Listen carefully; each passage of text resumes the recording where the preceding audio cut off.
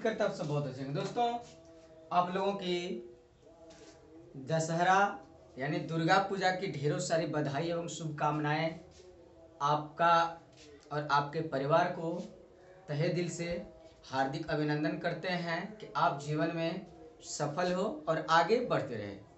दोस्तों, मैंने आपको बताया था जल और वर्षा, रेनी एंड वाटर, इसी के विषय में चर्चा हुआ था और इसमें यह भी बात बताए थे कि आने वाले दिनों में हम वर्षा वाला क्षेत्र का ही चर्चा करेंगे। तो दोस्तों, वर्षा वाला ही क्षेत्र तो है ये। आज का टॉपिक मुख्य रूप से है भारत के वर्षा क्षेत्र यानी कि रेनफिल जोन ऑफ इंडिया। क्या है? रेनफिल जोन ऑफ इंडिया यानी भारत के क्या वर्षा क्षेत्र। जानना है क्या भारत का मुख्य रूप से वर्षा का क्षेत्र कहाँ कहाँ है। दोस्तों, कहा कि भारत में वार्षिक वर्षा की मात्रा भिन्न भिन्न क्षेत्रों में भिन्न भिन्न होती है। यानी भारत में जो वर्षा होता है अलग अलग जगहों में अलग अलग मात्रा में बरसता है। जरूरी नहीं कि बिहार में जितना मात्रा में वर्षा होता है हर राज्य में उतना मात्रा में ही वर्षा होगा। तो हर राज्य का अपना एक अलग परिसीमन क्षेत्र होता है, कितना सेंटीमीटर वर्षा होगा। अब बिहार कितना, तो राजस्थान में वर्षा नहीं होता है, तो वह राजस्थान अलग हिसाब किताब का काम करता है। तो राजस्थान और बिहार का कंपैरिजन हम एक साथ नहीं कर सकते हैं। अब यही बात बिहार और फिर चलते हम लोग मासिनराम अर्थात मेघालय, वहां का कंपैरिजन हम बिहार से नहीं कर सकते हैं क्योंकि वह 12 महीना वर्षा होता है। तो वहां का तुलना हम क्यों करेंगे, तुलनात्मक नहीं हो सकता, इसलिए उसका तुलना हम नहीं कर सकते हैं। तो पूरे जो देश भर में है, पूरे भारत के वर्षा क्षेत्रों को कुल 4 भागों में बांटा गया है। कितना भागों में बांटा गया है? तो पूरे 4 जोन में भारत के बांट दिया गया। एक सबसे पहली बात आता है आपका कि संपूर्ण देश क्या कर रहा है कि 4 क्षेत्र में बांट दिया गया वर्षा वाला क्षेत्र। सबसे पहला आपका आता है नम क्षेत्र। क्या आता है? नम क्षेत्र, वेट जोन। क्या? नम क्षेत्र यानी कि वेट जोन। तो वेट जोन जो है इसमें 200 सेंटीमीटर, कितना मैक्सिमम 200 सेंटीमीटर, उससे अधिक वर्षा वाला क्षेत्र होता है। कम से कम नम क्षेत्र में कितना वर्षा होगा? तो 200 सेंटीमीटर का वर्षा होगा ही। और ज्यादा वर्षा वाला क्षेत्र में फसल का पैदाई थोड़ा इन्ने उन्ने हो जाता है ना, उतने चाहिए जितना जरूरी है।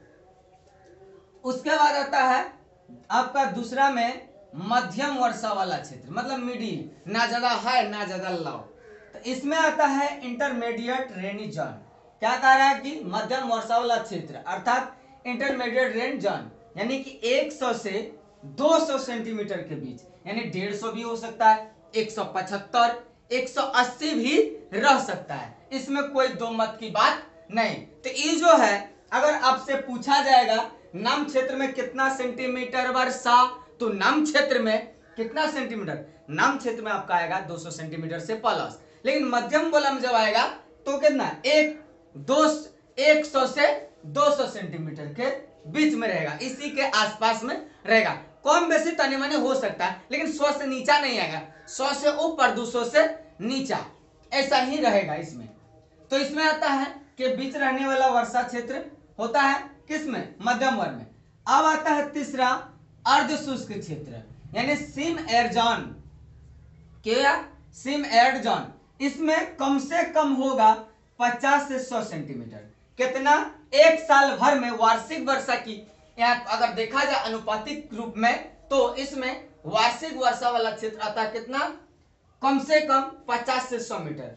40-45 नहीं, 49 नहीं, 50 से 100, यानी कि अधिकतम 100, अधिकतम 100, न्यूनतम 50, इसी के बीच का कड़ी क्या होगा? अर्ध शुष्क होगा, कोई दिक्कत नहीं।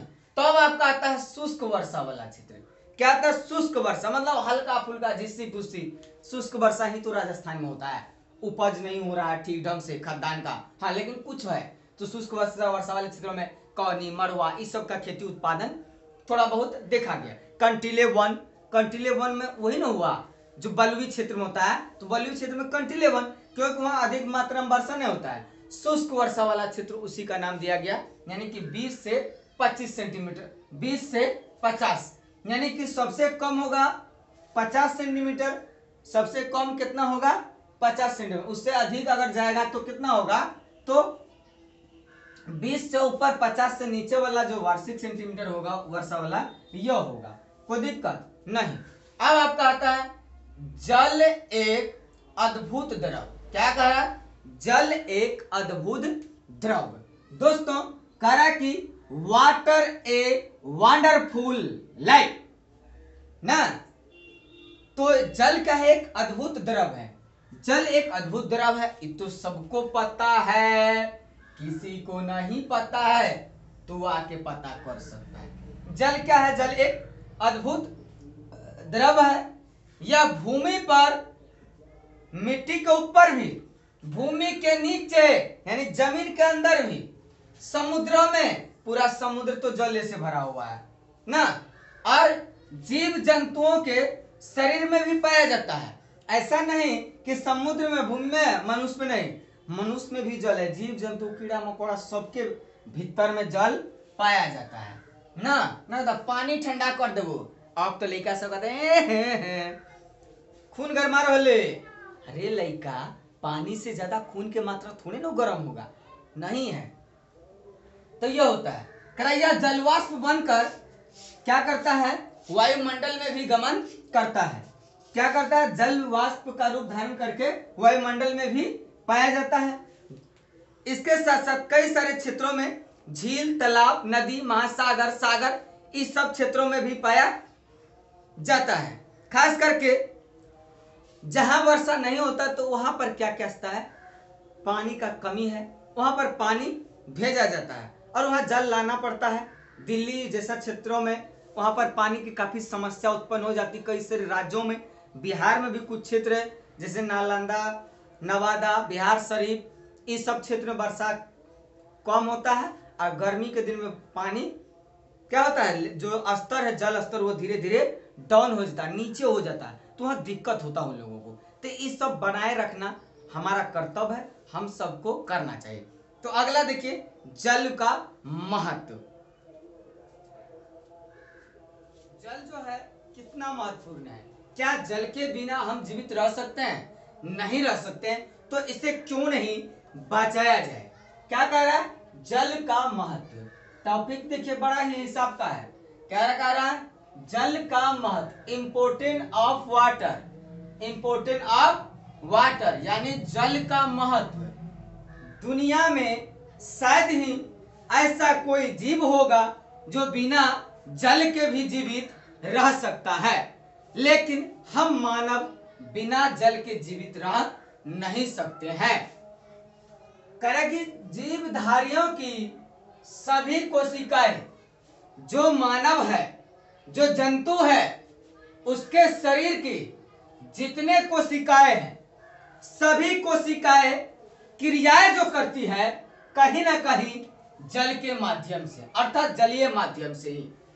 तो जो भी हमारे अंदर में कोशिका है तो उसका क्रिया जो होता है जलीय माध्यम से ही संभव है। बिना जल के यह क्रियाएं कभी नहीं कर सकती है। दूसरा कारण कि जीवधारियों में पदार्थों का संवहन एक स्थान से दूसरे स्थान, कभी भी एक स्थान से दूसरे स्थान कैसे जाता है? तो बच्चों वह भी कहीं ना कहीं जलीय माध्यम से ही। तो पूछेगा कि बताए जीवधारियों में संवहन की क्रिया कैसे होती है? तो आपको कहना है कि जीवधारियों में पदार्थों का संवहन जो होता है कहीं ना कहीं कैसे होता है? जलीय माध्यम से ही होता है। अगला कह रहा है स्थलीय जीवों के लिए शुद्ध पेयजल। कैसा जल चाहिए? शुद्ध पेयजल, मतलब साफ सुथरा पानी होना चाहिए पीने के लिए ना। खारा जल पिएगा? नहीं पियाई होगा। तू पिएगा तो कितना पी लेगा? अरे एक गिलास नहीं पियाई होगा, चुप हो। तो क्या होता है कि उसको शुद्ध जल ही चाहिए पीने के लिए। अगर नहीं देगा तो उसका दिमाग खराब हो जाएगा, प्यास लगेगा तो अपने हालत खराब होता है। तो पीने के लिए शुद्ध जल चाहिए ना। तो पीने के लिए कैसा जल चाहिए? शुद्ध जल आवश्यक होता है। खारे जल में लवण मतलब नमक, खारे जल में लवण यानी कि नमक अधिक मात्रा में होता है। जिसको स्थलीय जीव उसे सहन नहीं कर सकते। क्या तू लोग नमक खा के जीवित रह सकता है? नहीं न रह सकता है। तो हम लोग को नमक की जरूरत तो पड़ता है, सीमित मात्रा है। अब ऐसा नहीं 1 किलो दाल है तो 1 किलो नमक उझल दे, तो नहीं ना होगा। तब तो खियाइए नहीं होगा, जानवर के नहीं खियाई होगा, तो मनुष्य है। हाँ, तो तब होगा 1 किलो नमक खूब ज्यादा पानी में मिला दिया जाएगा मार उड़ में, तब जानवर को खिंचाई हो जाएगा। तू लोग वैसे खींचो तो जानवर से कम थोड़ी ना है, तो ओकरो से नीचा है। क्या रे, जानवर से नीचे ना है तू लोग। पियो खूब। कह कि जल एक महत्वपूर्ण प्राकृतिक संपदा है, सबको पता है। दुनिया में प्रकृति के जो द्वारा दिया गया कुछ चीजें हैं, बिना कुछ शुल्क के, एकदम निःशुल्क, बिना कोई शुल्क के, उसको हम सुख को कोई खरीद नहीं सकता, नींद को कोई खरीद नहीं सकता। क्या पानी को पूरा समुद्र खरीद लेगा? पूरे संसार के जल खरीद लेगा? क्या करेगा? पैकेट में रखने का चीज नहीं खरीदेगा। तो यह होता है कह जो पृथ्वी पर जीवन को निर्धारित करती है। क्या करती है? जीवन को निर्धारित कहीं ना कहीं हमारा जो है प्राकृतिक संपदा में जो जल है इसके अंतर्गत ही होता है। कोई दिक्कत?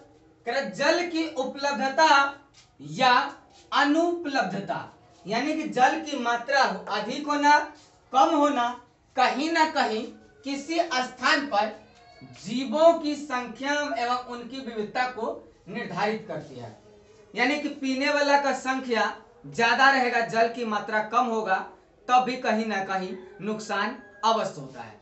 इसके बाद कहीं यह भी देखा जाता है कि जल की क्वांटिटी के हिसाब से वहां पर व्यवस्था क्या है, खास करके मरु प्रदेश में, मरुस्थल प्रदेश में, यहाँ पर तरह तरह के चीजें सामने उभर करके आते हैं। तो कहीं ना कहीं इसका इफेक्ट तो दिख ही रहा, तो दिखेगा कैसे नहीं? दिखेगा कैसे? लोग कहते हैं पानी के कीमत है। रे कीमत नहीं है, जहां मिलता नहीं वहां के लोगों के जाके पूछो कि जल की कीमत क्या है। तुम क्या जानो रमेश बाबू जल का कीमत, जो खुद पे अपने आप में डिपेंड करता है। तो जल को पहचानो, उसका कीमत को समझो, जल को बचाओ। तुम बना नहीं सकते हो जल को। क्या लैब में बना हुआ जल पियोगे? तुम नहीं पियोगे। उसके बाद एसी जो लगा रहता है, एसी से निकलता है पानी पाइप से, वो जल तू पिएगा नहीं ना? पियाई होगा, पी लेगा तो हालत खराब हो जाएगा, बीमार पड़ जाओगे। ये भी होता है। कह जल प्रदूषण, पहले हम पढ़ाए थे आपको वायु प्रदूषण। क्या पढ़ाए थे? वायु प्रदूषण, एयर पोल्यूशन। अब देखना है आपको वाटर पोल्यूशन। क्या देखना है? Water pollution. जल प्रदूषण कहने का मतलब है, जल क्या है? एक प्राकृतिक संसाधन है और प्राकृतिक गुण इसमें भरा हुआ है। इसमें जब कोई दुर्गंधित या जहरीला पदार्थ क्या हो समावेश हो जाता है तो उसका क्या होता है? गुणहीन हो जाता है। और गुणहीन हो जाएगा तो क्या हुआ? पीने लायक रहेगा? नहीं रहेगा। यही बात तो हम समझा रहे हैं कि जल प्रदूषण हो जाता है। कैसे कैसे? फैक्ट्री से निकलने वाला कचरा पानी, कूड़ा करकट, नाला के पानी, सीवर के पानी, ये सब क्या करता है? नदियों में जाकर के मिल जाता है। यही न कारण है जल गंदा होना। मल मूत्र लोग परित्याग करता है, यही ना है जल प्रदूषण ना? ठीक। तो जल में ऐसे अवांछनीय पदार्थ की मिलावट जिसके कारण जल की जो प्रकृति है, क्या कह रहा है कि जल में ऐसे अवांछनीय पदार्थों की मिलावट जिसके कारण जल की प्रकृति यानी कि गुणवत्ता घट जाती है। क्या करती? गुणवत्ता घटती है एवं वह स्वास्थ्य के लिए हानिकारक हो जाता है। मतलब कि पिए और हमारा शरीर क्या हो गया? नुकसान हो गया। तब कैसे काम चली? यही बात तो हम समझा रहे हैं आपको। यही क्या है? जल प्रदूषण है। कोई दिक्कत? तो जल प्रदूषण कई सारे मायने में होता है। कल हम बताएंगे आपको जल प्रदूषण के विषय में। तो धड़ाधड़ लाइक कमेंट शेयर जरूर कीजिए, दबा के कीजिए, तब ना हमको मन लगेगा। आपको फिर पढ़ाएंगे, मजे से पढ़ाएंगे। अब लेके आएंगे हम खाली जीके जीएस, तनी कुछ दिन बायोलॉजी खींच लेते हैं, फिर अब बात देखिएगा जीके का कैसे गर्दा छुड़ाते हैं। तो जय हिंद, जय भारत।